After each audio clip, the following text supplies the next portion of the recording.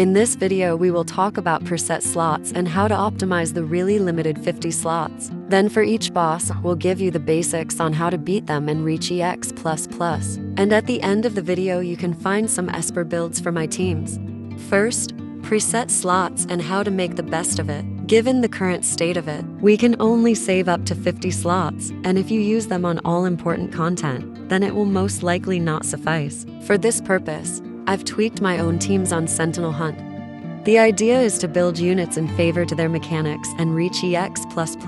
In my case, I was able to tweak all 3 bosses into no more than 18 relics and reusing the same gear on some units that can afford it, like is the case with Lucas, Hall and Parmy, or Celine and Kara that share gear in my teams, where they are built to be fast, tanky, and with high accuracy.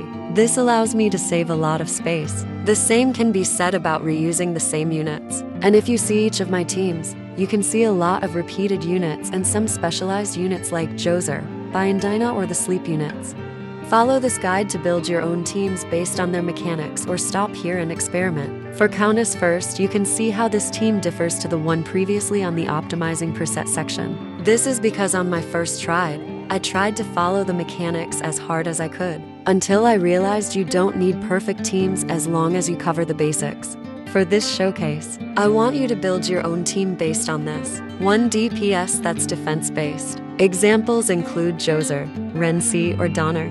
Another really important role is that of a cleanser, but not one like Clara, but one like Jinyuya or Catherine. For the rest of the team, use your best AP control units and ideally use a speed lead. For the second and third team, you need to cover a really important mechanic, which is multi-hitters. You can check info in the boss details for all the 4 or more multi-hitters. Also units that can give you assists like Yun Chuan, buffs like Dahlia and Twins, debuffs like Twins and Embla, and sustain in the shape of revive or healing like Ahmed and Abigail will make your blitz runs much better.